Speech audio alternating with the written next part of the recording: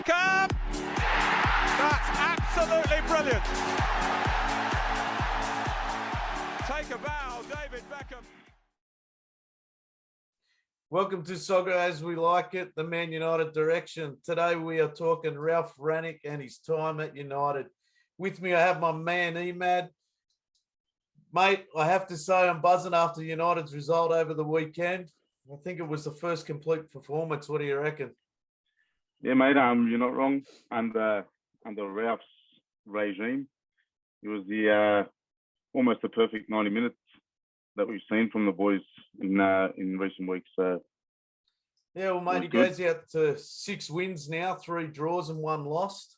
You know, he started with his 4-2-2 earlier in the stages of coming to United, and I think he's learnt from his last couple of games to a 4-3-3 with the 2 holding sixes. So, and he mixed it up, which was nice to see again. So, you know, what do you think of Rangnick when he first came in after his first game against Palace with the high press? Look, I think when his name first started being floating around, and no one really knew much of him, and anyone that tells you that they did know of him is full of it. Everyone's on the Google straight away, and you got to find the bloke's backstory. But you know, just listening to the way he speaks and especially the way he speaks about football and the system that he likes to play, it sounded promising, and you know, it's everything that we as United fans want from our team. You know, the high press, the rock and roll, you know, fast moving, quick passes, you know, getting up the pitch as quick as possible, winning the ball back as quick as possible. It's something we've always wanted, or we've wanted for a long time anyway. So when he came in, the first game against Palace looked good. You could see it, but I just thought, you know, I thought that the momentum from that win was going to carry on for the next few weeks. He'd go on a proper new manager bounce, and we sort of dipped away pretty quick.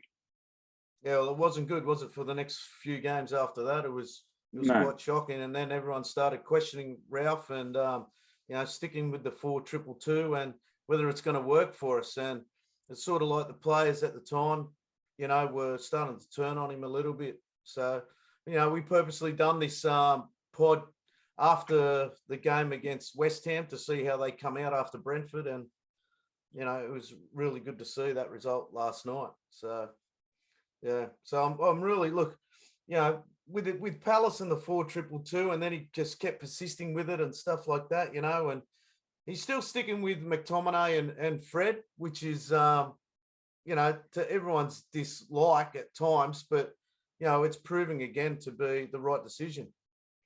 Yeah, well, look, I'm a big fan of McTominay. I'm a huge fan of McTominay, and I don't mind, you know what, and to say I'm not a fan of Fred either, it would be a lie, because, yeah, the guy makes a lot of mistakes, but you know what? Him and McTominay, out of the 11, well, no, I'm going to say out of 10, because De Gea's in his own category, but Fred and McTominay, they're probably the only two that show up week after week. It doesn't matter how bad their performances are, they still give everything out there on the pitch. They leave nothing in the tank, whereas that can be questioned with some of the other players anyway. How do you think Ralph's handling the players' mentalities and so on? You know, like reading about a week ago, as we just said, you know, no one really knew much about him, especially down under, and you know, he hadn't managed the side since 2011. But, you know, he's got prodigies there like Jurgen Klopp that's really taken control of the Premier League. And, you know, it's his managerial handling of players like Ronaldo, who irritates me at times, as you know. And, you know, I think he's doing okay. Yeah, well, look, he's never managed a club of this size before. And he's only been in the office a couple of months, so he needs time to adjust. And you know, with the players that we have, and as big as their names are, he's going to learn along the way. You know, baby steps, how to how to treat every player differently. Every individual needs to be treated differently. You can't just go in there and expect everyone to react the same. You've broken your chair. I just broke my chair, went to hop up. Anyway, we'll move on. Yeah, so I think he's done all right. He's done all right. He's managed them. He's managed the guys quite well. I think there could be some aspects where it could be handled a bit better. I think more in the, especially in the media, in his press conferences. I think he's too honest. Like maybe he needs to keep his cards a bit closer to his chest rather than just laying everything out on the table there for everyone. Well, that's one thing I question all the time is how much a manager or a player should say. So even like the other week with Ronaldo coming out and saying all the stuff he said, as much as we all love Ronaldo, what he's done and everything like that, and I've been on the pod recently saying I wish it was all behind closed doors, yet a lot of other people like it out in the media. I suppose that's probably the modern fan, whereas I'm an old school fan and I like everything closed behind closed doors, even though we did have incidents like Roy Keane. I think there are some things that you can open up and just drip feed the media. It didn't have to be like spill the beans on everything that's going on the ongoings of the club. You got the Ronaldo interview where he's calling out a couple of players.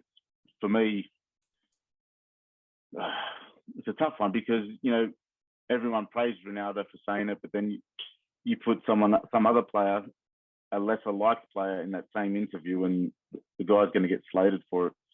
Probably my biggest issue with putting everything out on the table was probably the Anthony Martial stuff. Yeah. See, that for me, that was unbelievable. If we're looking to sell him, and if he's looking to leave, you got to keep that stuff under wraps because now you've just lessened his value in the market. They're gonna other clubs are gonna say, well, he's desperate to leave, he's desperate to sell. This is what we're going to offer you. Well, it's disappointing to hear that kind of stuff, isn't it? Like, we're a club that you want. We sort of Manchester United fans always talk about United being the family club, and then you got the manager coming out saying one thing, then the player comes out and reacts on social media, and so Ralph's probably let himself down a little bit there, but back on the pitch, he really, like even last night against West Ham, he took the chance. He wanted the 3 points, and then he mixed it up. He ended up playing with the 1-6, pushed the 2 into the 8 position, made a couple of really good subs. And I'm going to give Martial a rap. This isn't a pot about last night's game, but it does bring in Rangnick and his tactical nous, and in the end, it did prove the right result in the end. Well, I think his substitutions were good. Like I said earlier, his in-game management today was bang on. His substitutions were good. The timing of them were good. Bringing on, he brought on 3 attacking players at 0-0. He's not, even as the game wore on, he wasn't looking to secure that 1 point. He went for the win. So, he brought on Rashford, Cavani, and Martial, and all 3 of those players, including Ronaldo, all involved in the lead up to the goal, and Rashford, who come on as a sub, scores the winner. So, which was great to see, him pumped up, and hopefully people now get off his back. So, but it was only 3 games ago. We thought he made the wrong subs, and it seems like he's learning as well as the players, which we used to speak a lot about that with Ollie. Learning as time goes on. Well, it looks like Ralph's doing similar things. Now, I'm not saying that Ollie's or Ralph's the same as Ollie or anything like that. At times I think we have said that over the last few games. It looks like not much is changing, but it's hard not to get excited at the moment with United. We've put probably our most complete performance in his time that he's been here so far, just last night. And, before that, I was saying I wish we could put, the first 45 of the week before on, and then the second half of the other 45. So it seemed to come together last night, which is hopefully, Ralph's, he's learning from the mistakes that he's made. It is the Premier League, the toughest comp in the world, and you're not just going to come in and bring your European tactics to the Premier League. Yeah, that's right. I think the most disappointing thing now is that on the back of those 2 wins that we've had, we want to kick on and carry that momentum to the next game and go on a bit of a run. But the most disappointing thing for me at the moment is it's international break now for 2 weeks. Yeah. So there's no game. So that for me, a break, especially international break, which I find useless at times. I think it just puts a stop to all the good that we've done at the moment. Now we have to start again. So yeah, well, look, it's probably going to give them a little bit more time on the training paddock too. Those ones that aren't going to, maybe those younger fellas, they can get on the paddock like the Greenwood and Sancho, whether he's involved with England or not. He seems to be doing it tough at the moment because a family member passed away, or that's what they're saying in the media. And speaking to a couple of the boys, they're saying this break is about the South Americans and the Asian countries that have to catch up on their international games. Oh, okay, right, there you go. So I haven't seen any of that. So hopefully the core of the group, like the European contingent in our squad, stays together, and then the training can continue. Yeah. Well, looking at it as a whole, I think Ralph's really coming on now. It's hard, like I said before, we planned on doing this pod on Ralf Rangnick and analysing what he's done over the past, over the past time he's been here. And it's, last night was hard not to just get involved in the game, really hard. I know I celebrated hard after that. And straight away you look to Ralf and his tactics and everything like that. And, you sort of forget about the other games, and now you've just moved on to last night, and you just go, shit, if this is what it's all about, let's keep this roll going. So, bringing Ronaldo into the conversation, or even, some of the younger fellas, I think they're warming to him really well. Again, Ronaldo with his little dummy spit coming off, but, I expect that out of a player like him anyway, and it was good to see, Rangnick go and put his arm on him and just explain why he did it, even though I think he shouldn't have to go and explain himself. But, sometimes... Not to a 37-year-old anyway, or 36-year-old. That's right, He should understand, and I understand, Ronaldo's done it since day dot.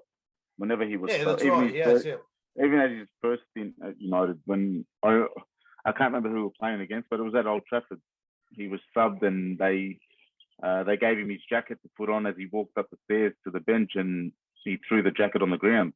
Yeah. But it's not like it's anything new, but at 36 years old, you might, he might have, you'd expect that he would have just accepted it a bit better, but it is what it is. Look, some people can't control their emotions once they hit that white line. And I was one of those players. I used to have, when I used to play in the centre of the park, I had my fullback. He always, as soon as I start carrying on, he'd pull me into line straight away, But, how many players on the pitch are going to pull Ronaldo into line? So, which I would love to see that. I would love to see that. But I don't think there'd be many in that side that have the balls to do it anyway. Yeah, that's right. Yeah. Yeah. One thing you touched on, Adam, was his the formation when he first come in, and he was adamant about implementing this 4-2-2 system, and we saw that it was sort of semi-effective against Palace in that first game. I know he sort of succumbed to the pressure of changing that formation because it wasn't working. Yeah, so the last few games that were very poor when we used that system. But for me, even though I like the four, me and you were speaking about this before. I don't like having 2 sixes. I don't understand why we play 2 sixes. We're probably the only side in the league that does it. And for me, it's such a redundant, like, having 2 sixes is pointless. Yeah, like, I think it's just having a wasted body there. There's no point. But for me, like, I'm probably more disappointed with the players when it comes to changing the system, because it's for me, for him having to change the system from 4-2-2 to 4-3-3 was, I think, speaks more about them than it does about him.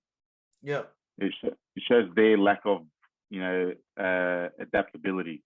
Yeah, or their lack of willing to learn a new system, and which is disappointing, because I can guarantee you another manager at another club, and I'm going to say on the other side of Manchester, or even down at Liverpool, if they want to implement a certain system, they'll stick with it no matter what. And if you're a player and you don't like it, your spot's on the bench.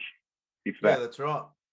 And that's where, and I know a few other guys have spoken about player power, and how much power these players have over the manager and over the role and the lineups. And I think that sort of came into play with United, because you saw when the results weren't going our way, no one cared. They downed tools and just stopped running. But the minute he changed it to a system they like, everyone's got a rocket up the arse again.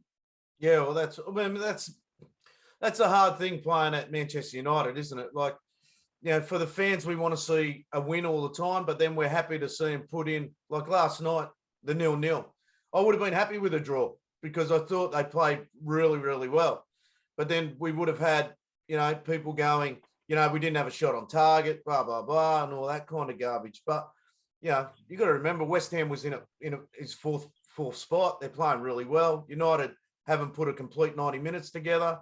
And, Rangnick on that side of things, he probably succumbed to pressure and, changed it up, which, in my opinion, I was very happy with, because I don't mind that he changed it up. I just didn't see the 4-2-2 working. But I know a lot of United fans, even ex-players, pundits and all that stuff, they always like to, and this has been an issue for me actually, that we always refer back to the years Sir Alex Ferguson was in charge. And for me, yes, those years were fantastic. It's what made our club and, part of the history of our club. But if we're going to be stuck there, I think that's just going to be us. We're going to be stuck there. We need to move on. So every time they bring up like Sir Alex, I sort of cringe a bit. I'm like, man, it's been years since Sir Alex. We need to move forward. But I'm going to bring him up now. I'm going to bring him up now, though, and go, if that was Sir Alex managing the side, would Sir Alex change the system because of player pressure? There's no way in the world he would. Not a chance. What would he do if the players didn't like it, honestly? He'd kick him out of the club. Yeah. But see, now all the tables have turned, and it's like, well, we the players don't like this system, and if you're going to continue to play, you probably get the manager kicked out of the club. Yeah, that's right. Yeah, mate, I'm on your side there. I've said it before. I said we've got to move on from Fergie, and it was like when Ollie was in. He sometimes was referring to Ollie's tactic, to Fergie's tactics. Always did. And the game's gone past that now. The game's gone past it. And we need to move on. Players are different. They played a hell of a lot of money, which we always talk about. And I was impressed last night, I've got to say, with Ralf, and he's growing as a manager for United, that's for sure. Even his once the goal was scored and they showed the players celebrating, they cut to Ralf for a couple of seconds. Even that little celebration that you saw, that warms the heart. You know what I mean? Like, it does. Yeah. Look, he needed that goal as much as Rashford did, to be honest. That's right. Yeah. Look, one thing as well with Ralf, he's had to find his backs. Like to find that centre half combination. You look at Harry Maguire last night. For me, and this is probably a controversial one, he was my man of the match. It was unbelievable how he played. My daughter got up this morning and said, did she say got man of the match from where everyone votes? Rashford got man of the match. It's like, mate, you're kidding me. He was literally on there for 10 minutes. And as much as they did put in, but that's the type of fans that we got at our club. You look at the game over 90 minutes, and from start to finish, Maguire was solid. It's the first time I've seen him put his body on the line. You know, he acted as a captain. You know, even when he made a foul down the right-hand side, you know, it was a good foul. It wasn't a foul where you go, oh, what did he do that for? What did he dive in there for? He probably shouldn't have been a foul, but, you know, it was a good foul. I really thought he led really well last night. Like I'll be the first to put my hand up and say, like, I'm the biggest critic of Harry Maguire. We all are, mate. We all are. Like, for me, you know, I've said what I've said in the past about Harry Maguire, and probably still continue to think the same way about him. But I'll tell you now, this game against West Ham is probably his best, from what I see. It's just my opinion. His best performance in the United shirt. Yeah, without a doubt. And he actually did. He was worthy of the armband. Yeah, you know, even though I've called 100%, mate. I totally agree. But he wore that captain's armband like a proper captain should today, and you know, big credit to him. Like you said, he led from start to finish, controlled the back line like a captain, like a proper controlled the back line like a proper centre back, and he also led the team like a proper captain. So, no, I was really happy for him, man, and like you said, for me as well, man of the match.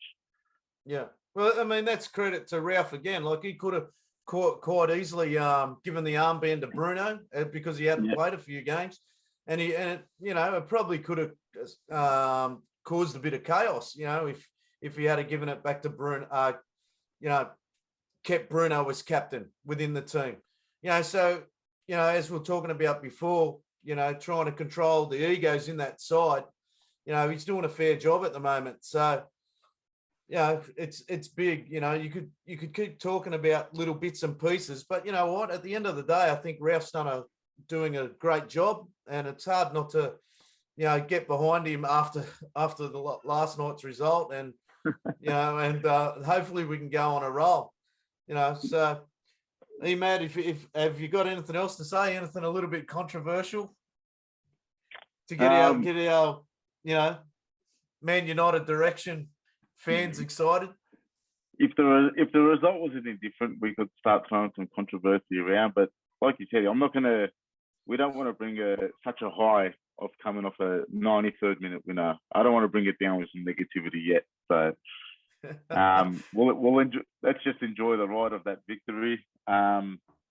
Get behind Ralf, like you said. It's hard not to get behind him at the moment. Like, even when he comes across in the media, such a likable guy. Like, he speaks well. He's straightforward. Doesn't beat around the bush. I like that. And like you said about controlling the plays, he's going to have his little challenges and his little obstacles that he's going to have to overcome. And I think so far so good. I think he's got the pass mark so far. It's still early days yet. So, definitely. Mate, keep going. Yeah, we're not going to get rid of him anytime soon anyway. He's only got 6 months left. So that's it. Well, mate, we might finish the pod on that, and you know, positivity moving forward. This is our first pod together. You know, Tim's given us the chance to you know, get together and talk United. And as a host, I've got to say it's quite difficult to try and keep the roll on, especially when I've got a bit of dementia. You know, so mate, we can only improve from here as well. So that's it, mate. We'll just keep winging it and thinking like we know something. And so, you know, till our next pod, and you know, and Tim, thanks again for giving us a chance to keep soccer as we like it. You know, taking it a different direction, and try and bring on a few more fans to the pod. So I'll try and get a better background next time. I'm currently live from my garage. Mate, so. I look at it like this. It's Aussie Az doing a pod from inside the garage. And that's what it's all about. Mate, we're not professionals here. We just wing it, you know, and we try and have a good time as we're going, you know. So cheers, Emad, and we'll talk soon, brother. Good on you. No worries, mate. See you, Thanks, mate. Guys. Glory, glory, Man United, brother. Glory, glory. See you, mate. That's absolutely brilliant. Take a bow, David Beckham.